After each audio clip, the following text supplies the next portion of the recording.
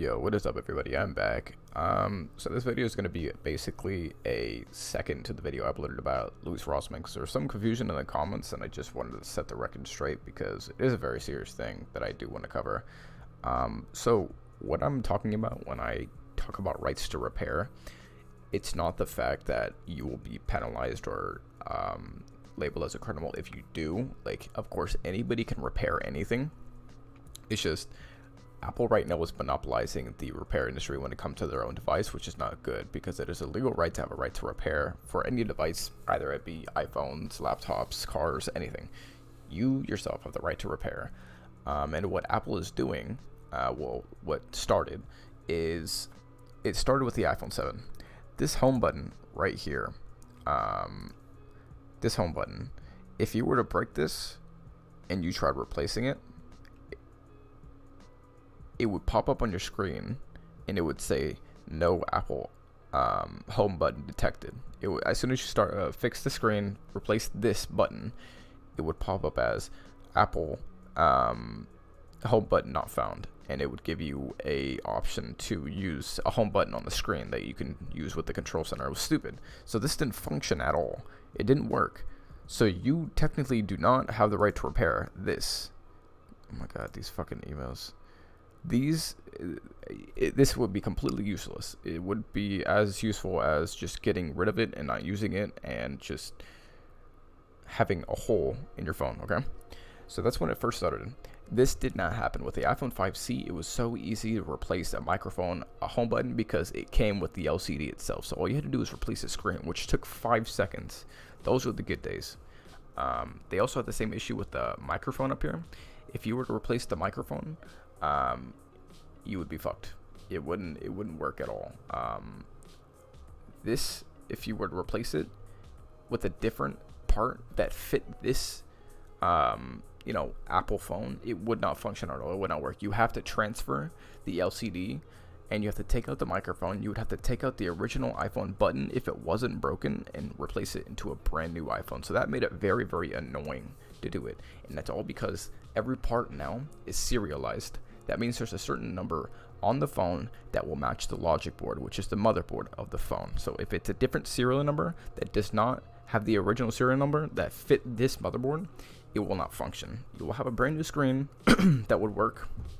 You would see stuff on it, but your microphone wouldn't work. You wouldn't be able to hear anybody or talk to anybody on your phone. Your home button wouldn't work, so it's useless. You can't do the print ID, the fingerprint ID. That would be gone because you did that. And recently, if you look at the brand new one, let's see, what was the latest one? I think it was the iPhone 12. This phone right here, iPhone 12, the most brand new phone out there right now. What happened was these guys who were computer repair people decided to take these Apple 12s apart, okay, and take two of the same phone, different colors, put them side by side, take parts out of this one, let's say take parts out of this iPhone right here, and put it in here, and vice versa. So everything in here would go here, everything in here would go here.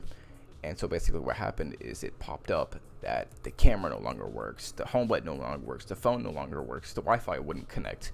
Everything went wrong with it. It was completely fine. It was as if he repaired it himself, but the phone wouldn't function even though it had its own parts in there. And the thing that Louis Rossmann explained was Apple was denying the right to repair it, even if it's their own phone. So that means they're not only doing it because they claim to, we only trust Apple certified, parts, whatever.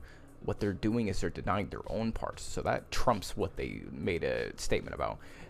They're denying the right to repair to common people with Apple certified LCDs, home buttons, digitizers, microphones, everything, logic ports, everything.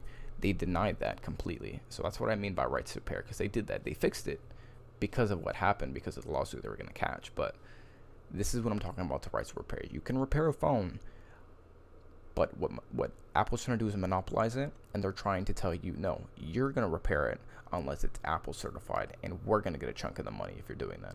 We're going to take your money too at the same time you're repairing. So it's not, you don't have the right to repair. You don't. You have to go through loops and bounds just to be able to repair a device, which should not be a thing. So that's what I mean. Right to repair, it's gonna tank because people are gonna realize like, oh wow, you have to get an Apple technician to come out and fix it for you, and you have to pay him a godly amount of money. You know what I mean? So you can repair a phone, and the two people who commented, I just wanted to say you can repair a phone, but to what extent? You know, visibly saying that it's not cracked or it's not broken, but functionality software wise, it doesn't function. You can't even connect to Wi-Fi. It's basically you're in airplane mode. It's a dead brick phone. You know what I mean? So that's pretty much what I wanted to cover because there was some confusion.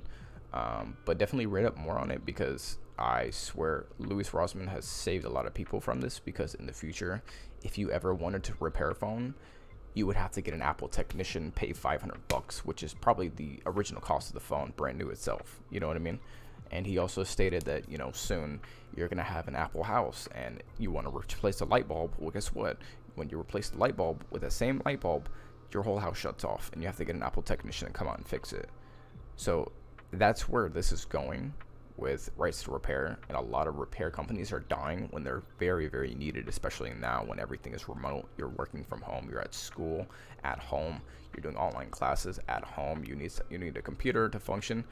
It's going to cost people a lot more money, especially because not a lot of places are remote. That means the economy is going to tank even more. People are not going to want to pay $600 to fix a $12 job. You know what I mean? So basically, that's what I wanted to explain because it's very important. Sorry if I made any confusion at all, but that's pretty much the gist of it. And that's what a lot of people have issues with. It's not that you can't repair, you know, like you don't have a gun to your head saying if you repair it, you're going to fucking die. You know, it's just the functionality, software, and hardware sometimes is being cut off because Apple does not want people repairing their phones, only them. And that's basically the gist of what I'm going to say. So anyways, thank you guys for watching. Sorry about the confusion, and I'll catch you guys in the next one. Peace out.